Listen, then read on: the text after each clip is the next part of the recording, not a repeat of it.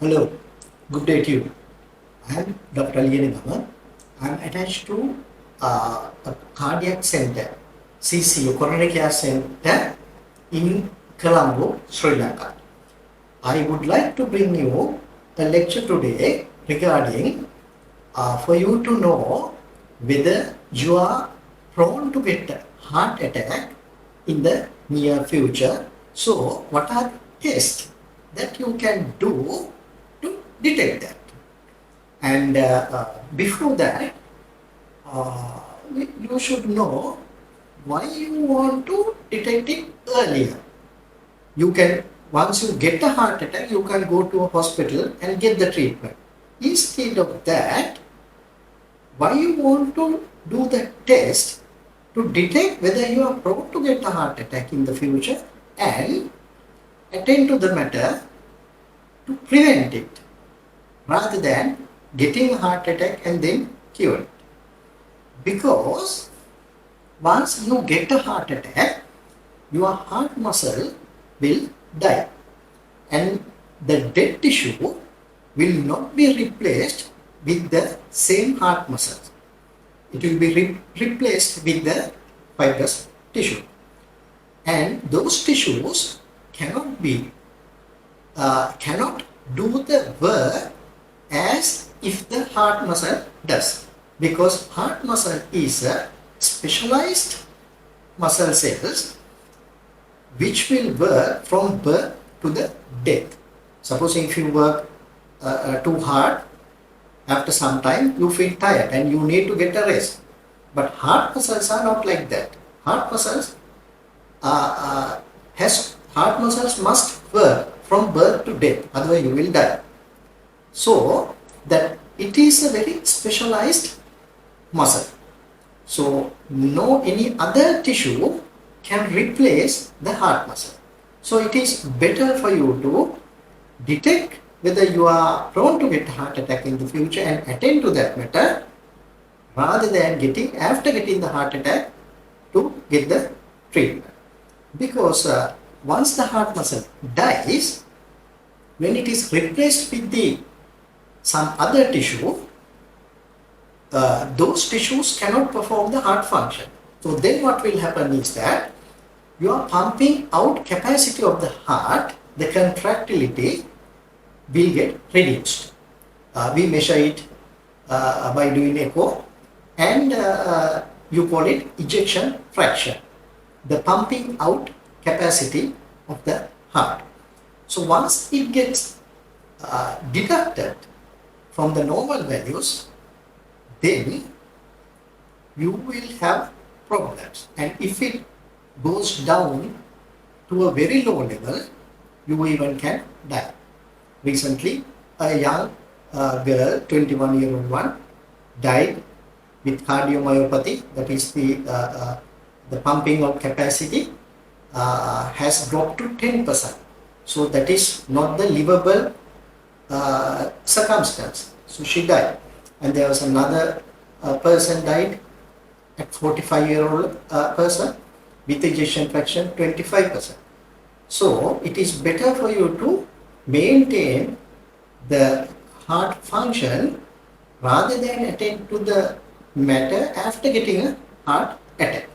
So what are the tests that you can do to detect whether you are prone to get a heart attack in the future? There are two main categories.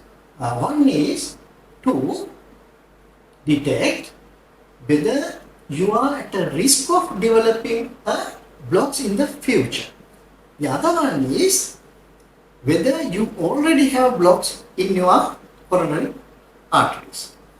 Now these are basic ones. Now if you are a high pressure patient, hypertensive patient, or if you are a diabetic patient, or if you are a non-hyperlipidemic or dyslipidemic patient, then you are at a risk of getting a heart attack in the future. So it is better for you to check your pressures and check your diabetes status and check your lipid profiles and then take medication or keep them under control according to the advice from your family doctor. So if you keep them under control, your risk level will go down drastically for you to get a heart attack in the future. So you can prevent them by keeping all these values within the normal range. So how in these conditions you can get a heart attack? The mechanism I have explained in my previous videos. If you subscribe my channel, then you can see all those videos, and if you watch them, the mechanism has been explained in those. You can watch them if you want. And the other test that you can do is the calcium score. This is, we get a CT scan, and then we detect the deposition of the amount of the calcium in your arteries. It does not necessarily mean to say that the high score value mean to say that you have lot of blocks, but usually the calcium is deposited in the cholesterol plaques, so that if the score is high, then you can get the idea that you are a high risk patient. So if it is so, then we can move on to the next step investigation and attend to the matter. Another one we can do is high sensitive C-reactive protein. The C-reactive protein usually we measure to detect the infection levels, but once your cholesterol deposits inside the artery wall, then those will be attacked by macrophages. Then there will be an inflammation going on there. So there are some inflammatory markers and we can detect them. Unlike in an infection, these are very minor inflammatory process, so that very high sensitivity C-reactive protein levels we can do to detect whether plaques, cholesterol deposited plaques are being attacked by the macrophages. That means whether you are running an inflammatory situation inside the body. If it is so, then we can get a rough idea that your cholesterol deposition levels are higher than the normal. That means your risk is higher to get a heart attack than the others. And also we can do a magnetic blood pulse measurement test. That is once the blood flows in the artery, radial artery, if the arteries are not hardened by deposition of the calcium, then it will expand. Then the magnetic waveform getting distorted. But if the calcium is deposited there, then the arteries are hard, so that you can get a proper magnetic wave, so that we can differentiate whether the calcium deposits are higher in your body or not. So in all these tests, we can come to a conclusion whether you are at a higher risk of getting a heart attack in the future. But with these tests we can detect whether you already have a block in the artery supplying blood to the heart. Now to detect that, by doing echo and the normal ECG test does not help to detect those, because the normal echo test will detect the functional capacity of the heart muscle and the situation of the valves inside the heart, not that the risk factor whether in the future you are going to get a heart attack, because you cannot detect any situation of the blood supply to the heart itself. So that this is echo. With the echo test, you cannot detect whether you are prone to get a heart attack in the future. And normal ECG also the same, because when you are resting, even though you have a block, that poor blood supply may be adequate for the heart to work, but if you are doing some strenuous exercise, then the heart rate will go up and then only the heart muscle will suffer. So by doing the normal ECG when resting does not mean to say that necessarily it will show up some changes. So the normal ECG and the echo test are not very valuable for you to detect whether you are prone to get a heart attack in the future. For that we have to do the very basic one is treadmill test, that is exercise ECG test. The problem with that test is that if you have a block more than 70% only it will detect. So supposing if you have the halfway blocked arteries, 50% block, it may show the normal value. And also there are two major arteries, left and right. The left one divides into another two branches, LAD and LCX. The LCX goes backside to the heart of the body. So that we usually place the ECG leads in the frontal plane so that we cannot detect what's going on in the backside. So one artery cannot be seen in the exercise ECG test. But if there are any major blocks, usually we can see. If it becomes positive, that means if there are any blocks, then we can go for the next level. But if it is negative and if you have symptoms, then also we should think that although the test is negative, you may be having some heart problem. Then again we have to come to the next level. Then you may be wondering, then what is the test that I can do to know whether 100% accurate test, whether I have the blocks or not. Then the next level is that you can go for the CT coronary artery, CT scan of the coronary arteries. This is an accurate test, but it has some mild radiation involved, and also we have to give some dye for that, and risk of developing some allergic reaction to dye, and if you are a known chronic kidney disease patient, some renal impairment, kidney problem is there that may affect your kidneys.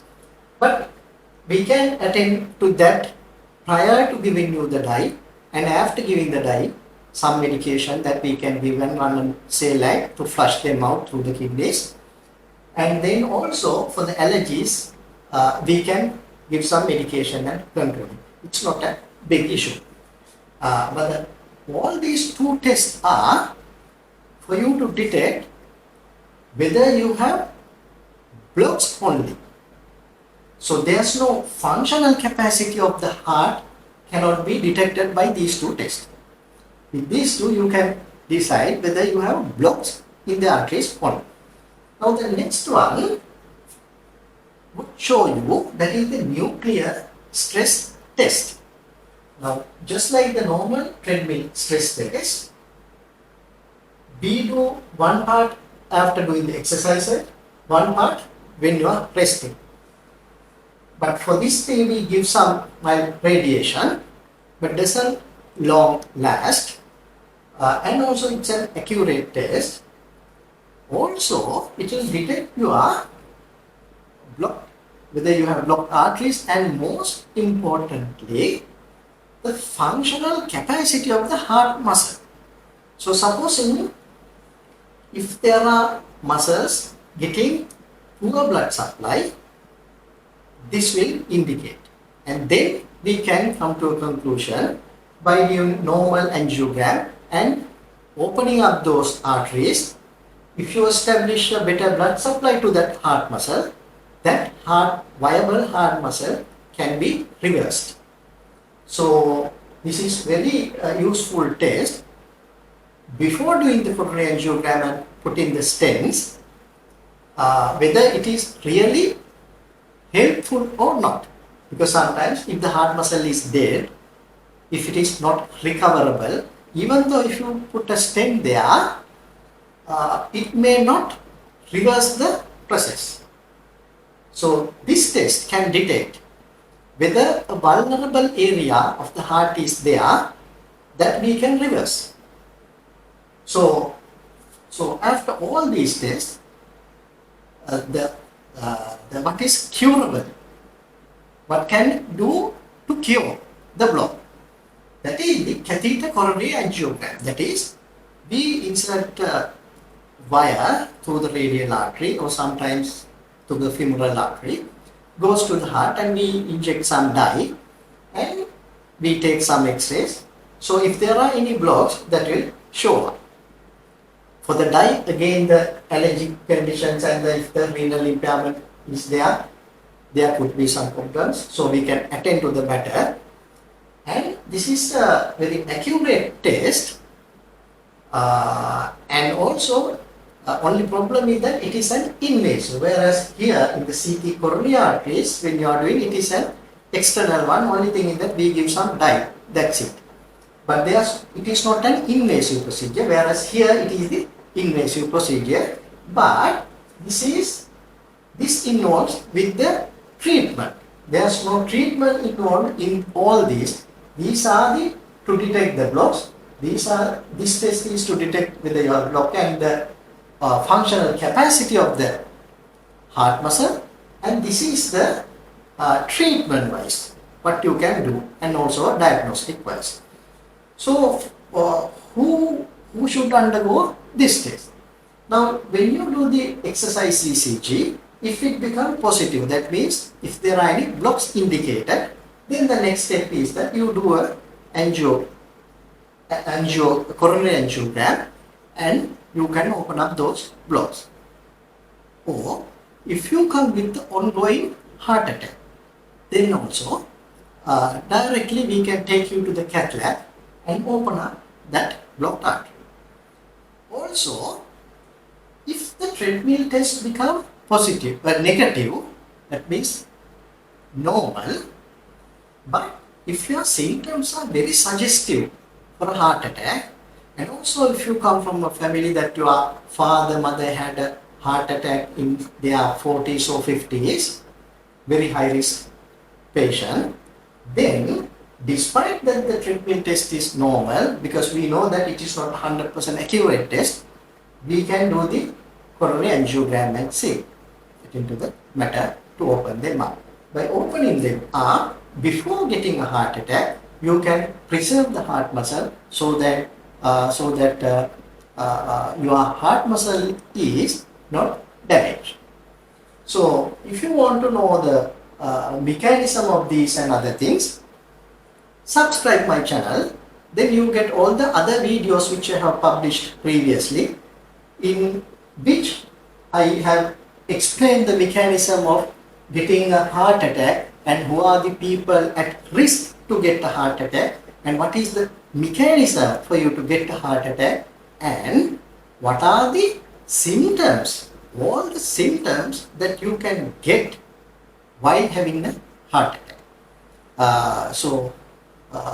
If this lecture was useful for you, then put a like button and subscribe the channel so that you can watch my next videos. I hope to bring what are the methods of treatment available if you are having a heart attack. So I would like to bring that lecture next time. For the time being, thank you for watching.